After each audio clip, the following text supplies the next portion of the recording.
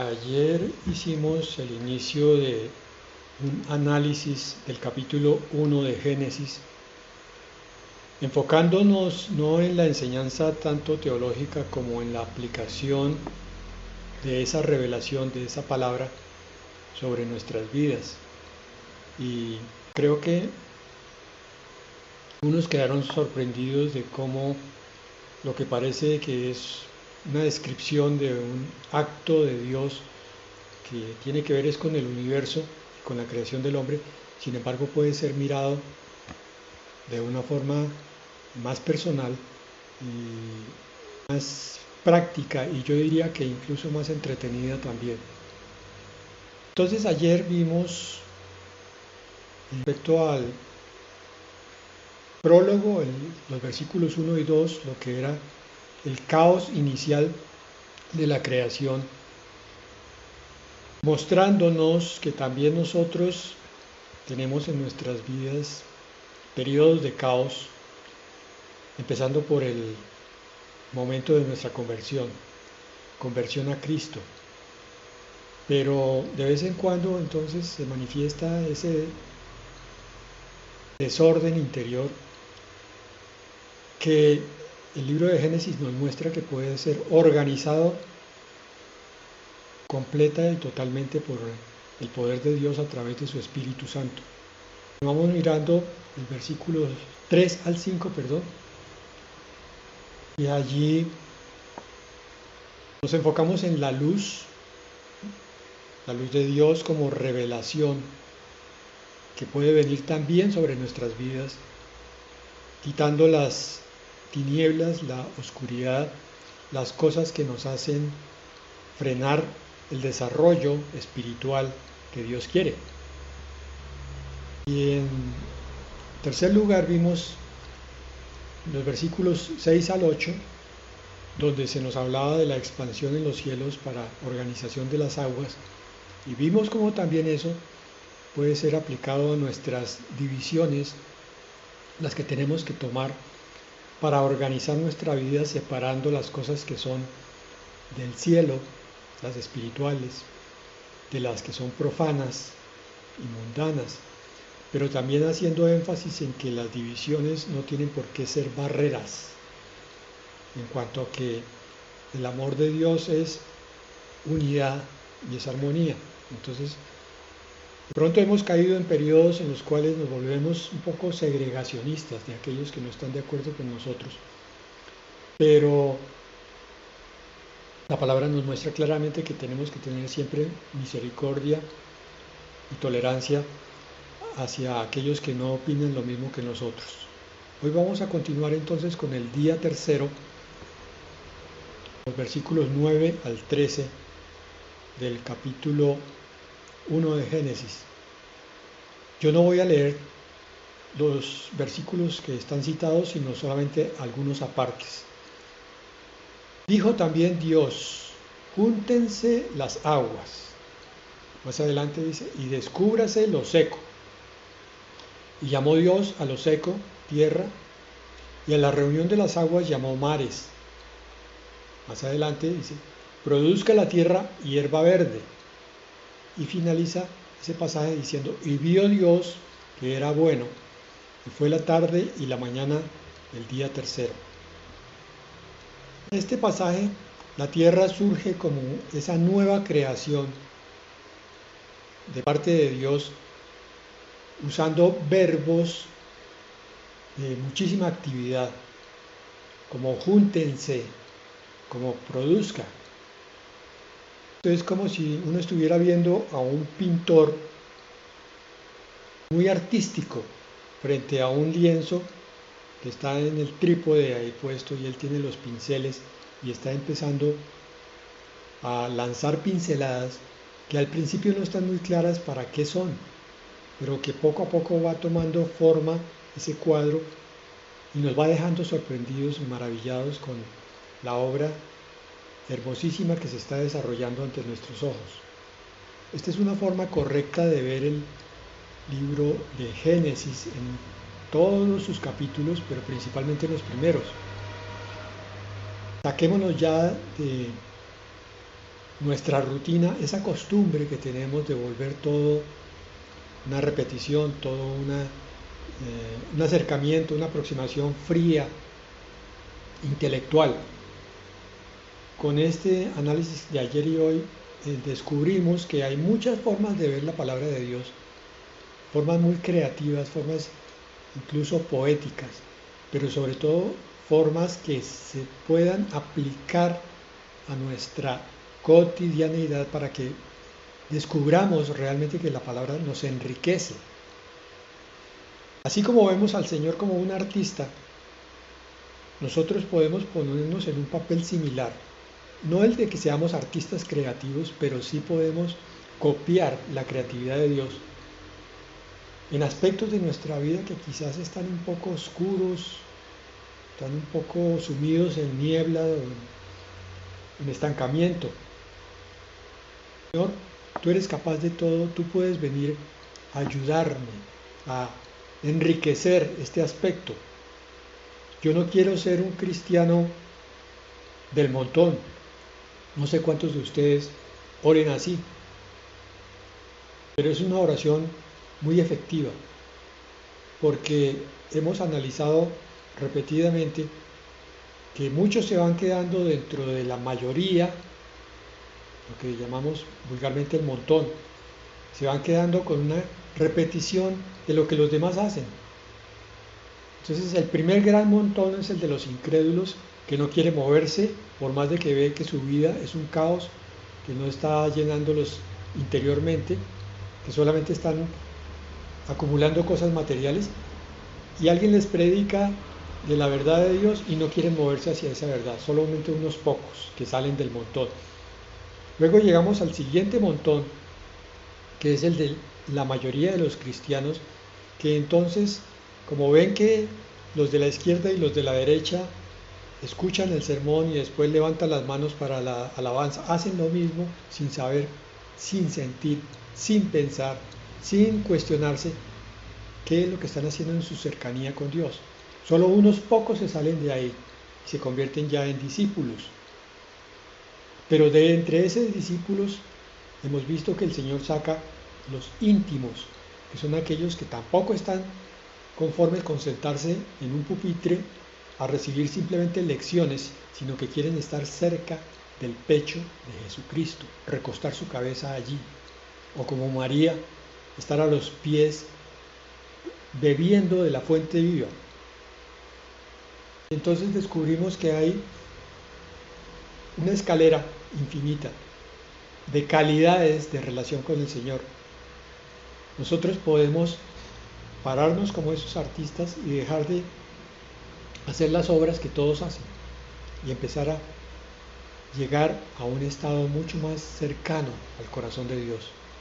Porque aquí en este pasaje nos habla también de la hierba verde, hierba que dé semilla y árbol que dé fruto. La tierra empieza a mostrar una creciente abundancia, ya desde el principio, con un ritmo de crecimiento que muestra la fertilidad de lo que puede ser la vida de todo el que se decida a buscar esa abundancia. Porque lo hemos visto, hemos descubierto que algunos que son más valientes, que son más audaces, que son más lanzados hacia adelante, cumpliendo la palabra de mira que te mando, que te esfuerces y seas valiente, empiezan a cosechar una vida espiritual que nos deja sobrecogidos, nos deja sorprendidos. Quisiéramos tenerla, pero no sabemos cómo. Ese es un secreto que cada uno tiene que descubrir con Dios. Eso no es una cuestión de normas, de reglas.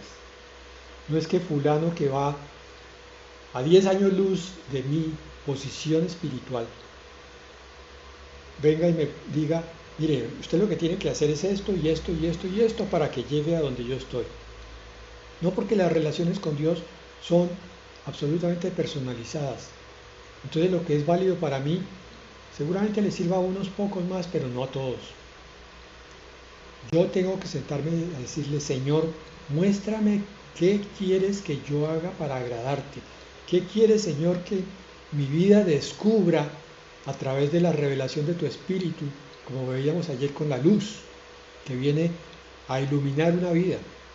Y decirle, Señor, que haya abundancia de todo aquí, como que yo sea la tierra buena que produce el fruto al 100 por 1.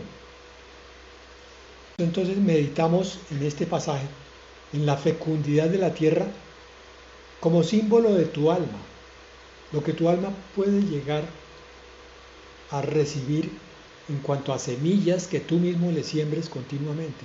¿Qué semillas de virtud, qué semillas de bendición estás plantando en tu propia vida? Y por ende, como consecuencia, estás plantando en la vida de otros. Porque lo que tú hagas para crecer tú va a afectar para bien a otros. Lo mismo, lo que hagas como decisión para estancarte, para mantenerte en un statu quo inamovible, eso también va a afectar a otros que te estén mirando. Entonces agradece la bondad de la creación, la abundancia de la creación, y pide que Dios haga fructificar cada esfuerzo tuyo en función de crecimiento espiritual. Porque la vida muchas veces surge en la tierra, inclusive de terrenos secos. No importa, porque es el milagro de Dios, porque hasta entre las piedras puede hacer brotar una semilla.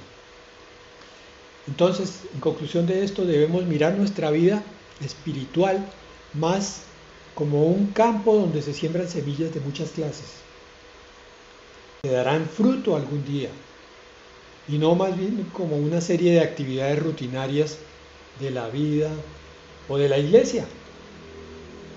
Otro día de culto, otro día de enseñanza.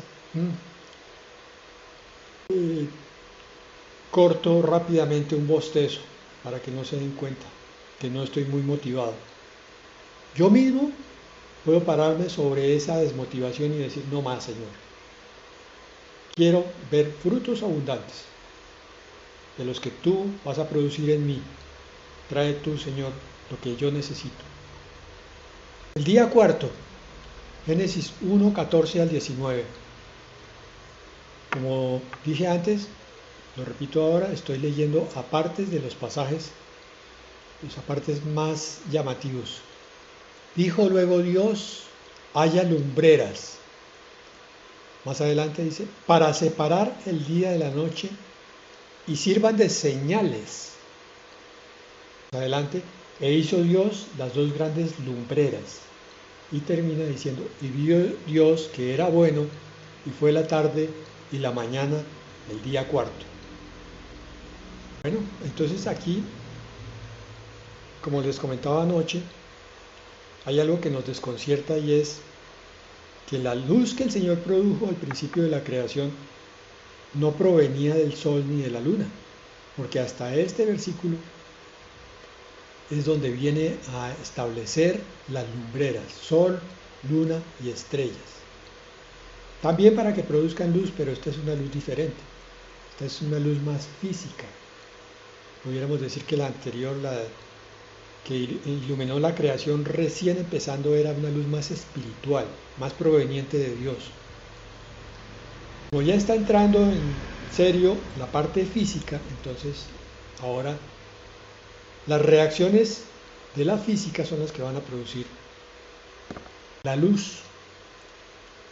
Y esto nos hace pensar en aquellos que lideran con su luz en nuestras casas, en nuestras iglesias, en nuestra sociedad. Lideran nuestra vida en algunos tiempos para guiarnos a alturas intelectuales y espirituales. Aquí el sol es el símbolo del que origina la luz, es el Señor Jesucristo. La luna, esto lo han comentado algunos estudiosos teológicos, es la que refleja la luz de la lumbrera principal, pero que también ilumina con una luz mucho más tenue, pero igualmente necesaria. La luna simbolizaría la iglesia del Señor, las almas de los obreros cristianos que están salvando almas a su vez. Estos líderes que trabajan para el Señor no pueden darse a sí mismos la autoría de la luz. Esa autoría corresponde al sol. La luz del sol es la que hace que la luna refleje luz sobre la tierra. Lo mismo debería ser en todos los ministerios de la tierra. Todo ministro no tiene luz propia ni debe buscarla. No debe buscar reconocimiento, ni posición, ni poderío, sino que lo que llegue a él tiene que ser reflejado de su honra y reverencia a la luz principal. Y esto es válido incluso para todas las ovejitas, aún las más recién llegadas, porque a veces se nos presenta la situación de que vamos a orar por alguien o nos piden que oremos por alguien. Entonces caemos en esa dicotomía, bueno Señor, ¿será que sí vas a oír mi oración? ¿Será que sí vas a responder mi oración? ¿Será que mi oración sí va a surtir efecto sobre la persona que lo necesita? Esa no sería la forma correcta de preguntar, sino más bien, Señor, ¿cómo puedo yo reflejar tu luz, tu poder, tu amor, tu misericordia, que pase a través de mí para que llegue a esta persona necesitada? Entonces, mi poder, entre comillas, en realidad es su poder, el de Dios, que me usa a mí como un instrumento, como pudiera ser un teléfono que transmite la voz de Dios al oyente. Esa sí sería la forma correcta de enfocarse en una oración de sanidad, en una oración de intercesión. Aparte de las lumbreras, nos dice en esta palabra que estos astros están puestos como señales para las estaciones. Meditamos un poco y encontramos que en nuestra vida, a medida que vamos avanzando, encontramos también señales diferentes que provienen de Dios. ¿Recuerdan ustedes al profeta Balaam, que va a ejercer una misión con el pueblo de Israel y encuentra que la cabalgadura que está usando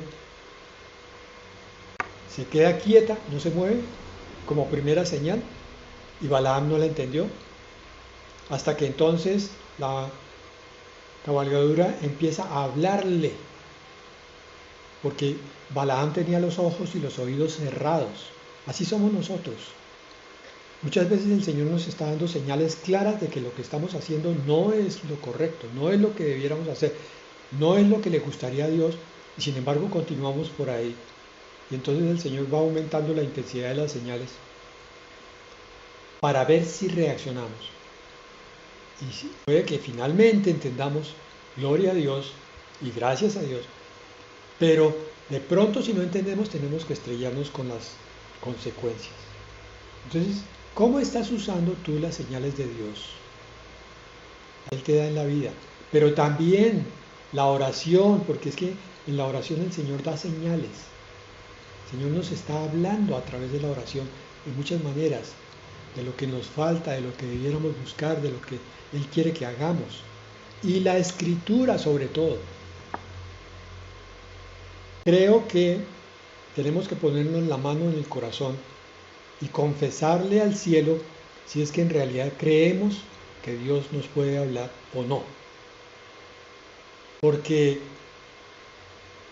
confesar que sí creemos que Dios nos habla es confesar que la oración es uno de esos mecanismos y que la lectura de la palabra es otro de los mecanismos por los cuales Dios nos habla. Y si Él nos habla, entonces ¿qué disculpa tenemos para caer en errores repetidos? Yo no estoy diciendo que si oramos mucho, que si leemos mucha palabra, entonces no cometamos ningún error. No estoy diciendo eso. Los errores también son bendiciones disfrazadas muchas veces. Pero ya cuando uno empieza a repetir un cierto error y el dolor siempre es el mismo, digo yo, mete la patica siempre en el mismo hueco y siempre le duele el mismo tobillo, pues es porque algo está pasando que no está bien en su relación con Dios. Entonces tenemos que meditar en cómo las lumbreras iluminan nuestra vida. Día quinto, los seres vivos. Génesis 1, 20 al 23. Dijo Dios, produzcan las aguas seres vivientes y aves. Más adelante dice, y creó Dios los grandes monstruos marinos. Más adelante, y Dios los bendijo diciendo, fructificad y multiplicaos. Y fue la tarde y la mañana el quinto día. La tierra ahora se empieza a animar con seres vivos, mares también, los cielos. Empieza la maravilla de la vida. Algo que ha pasado en mi corazón es que desde que el Señor me ha enseñado a mirar con otros ojos su creación, sus criaturas, ahora me encuentro con frecuencia absorto y maravillado en cómo se desempeña cualquier animalito, un perrito, un gatico, un pajarito, porque miro con qué cuidado, con qué amor, con qué detalle, con qué arte, con qué variabilidad o variación el Señor crea multitudes de seres vivientes diferentes. Un avestruz, un colibrí, una ballena, un gatico. Incluso el Señor a veces demuestra su buen humor en la creación. ¿A quién se le hubiera ocurrido como artista crear un ser vivo que tuviera el cuerpo de un burro o una mula, pero con rayas, como si estuviera preso, la cebra, o la risa de la hiena, o el avestruz que esconde la cabeza pensando que no está corriendo ningún peligro, o el ornitorrinco en Australia que tiene pico de pato, patas también de pato, el cuerpo es como de una nutria, tiene una cola de castor, es el animal más raro de todos. El canguro es humor de Dios, humor, buen humor, es un humor muy fino, muy elegante el que usa Dios en su creación. Podemos reflexionar en esa diversidad de vida, cómo Dios se expresa de muchas maneras tratando de transmitirnos mensajes. ¿Te has dado cuenta, hijo, que no todo es seriedad conmigo? Por ejemplo, hablando del buen humor de Dios. ¿Te has dado cuenta que si tú miras con detalle y meditas espiritualmente, descubres mi arte, mi belleza, el gusto artístico que tienen, por ejemplo, combinando diferentes colores en ciertas aves exóticas, les ponen unos colores muy brillantes pero hermosamente combinados? Si lo fuera a hacer un ser humano, de pronto le quedaría, como decimos, chillón, pero a Dios todo le queda perfecto y hermoso. Entonces empiezas a amar la creación. Y a propósito de amor, ¿cómo multiplicas el amor en tu entorno? ¿Estás amando la creación de Dios? ¿Estás amando las criaturas de Dios? Y ya no estamos hablando solamente de los animalitos, estamos hablando de tus seres cercanos y aquellos que se acercan a tu vida, aunque sea por un momento nomás.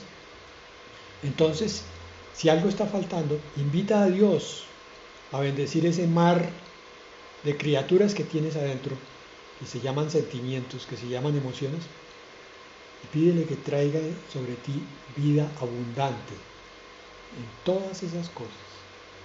Si haces esto que estamos analizando desde ayer, vas a descubrir cómo tu vida adquiere un horizonte completamente nuevo, mucho más amplio, mucho más libre, y empiezas a disfrutar con gozo la vida espiritual. Día sexto, los animales terrestres y el hombre. Luego dijo Dios, produzca la tierra seres vivos, e hizo Dios animales, más adelante. Entonces dijo Dios, hagamos al hombre a nuestra imagen. Más adelante, y creó Dios al hombre a su imagen, Y los bendijo Dios, y vio Dios todo lo que había hecho, y he aquí que era bueno en gran manera, y fue la tarde y la mañana del día sexto. He aquí que era bueno en gran manera. La creación de Dios es buena. Lo que pasa es que el pecado la contaminó, pero sigue teniendo mucho de la belleza original y de la bondad de Dios. Aquí llegamos al punto máximo, al clímax, cuando Dios dice, hagamos, algo que le ha costado mucho trabajo a los judíos entender. Aquí se sugiere la Trinidad creadora, trabajando en armonía y en cooperación mutua.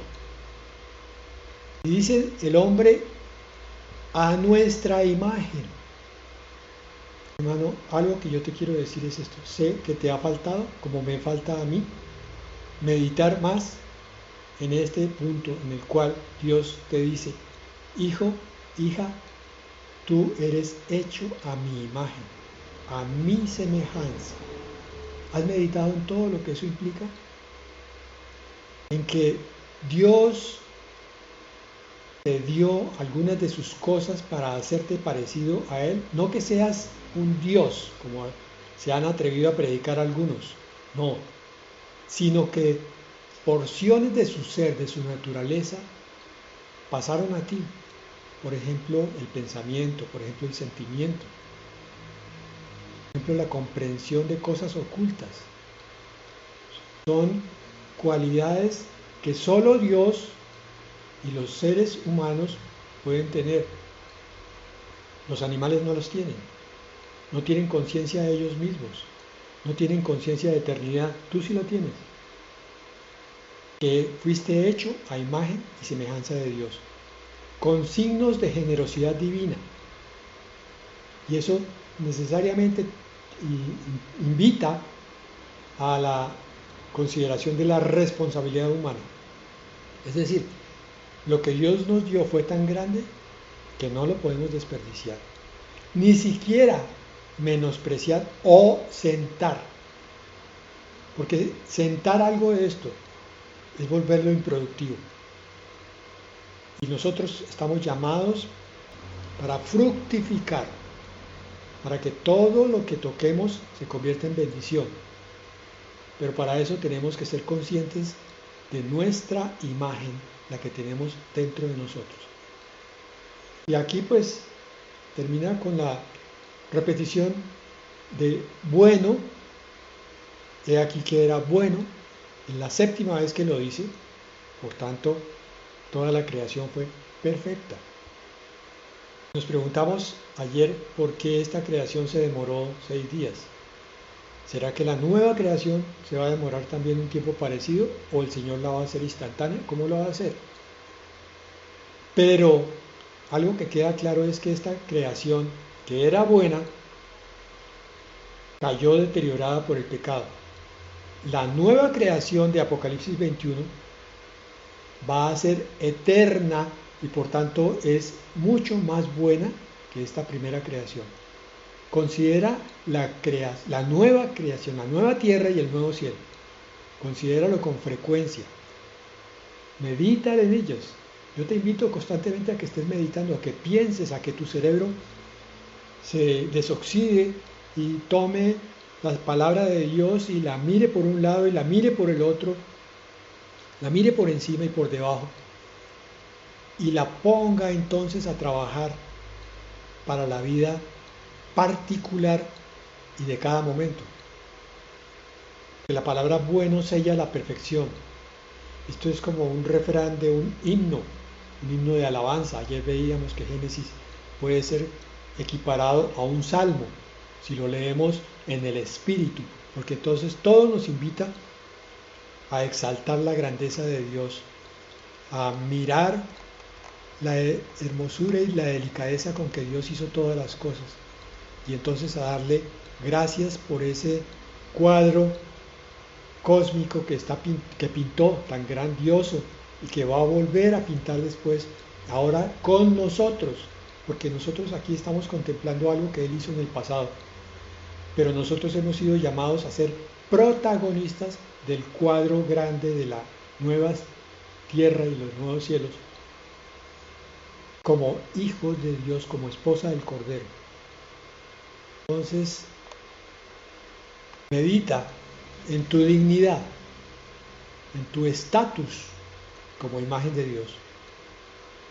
Y por otro lado, recuerda que el Señor le dio potestad y dominio al hombre para cuidar y administrar la creación.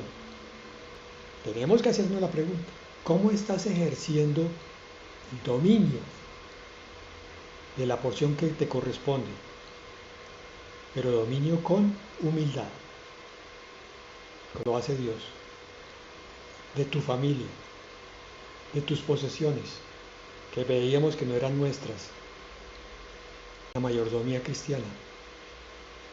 Y contempla también la bendición de fructificar y sojuzgar la tierra, pidiéndole sabiduría a Dios para cuidar la creación. Pero sobre todas las cosas considera la bondad de Dios.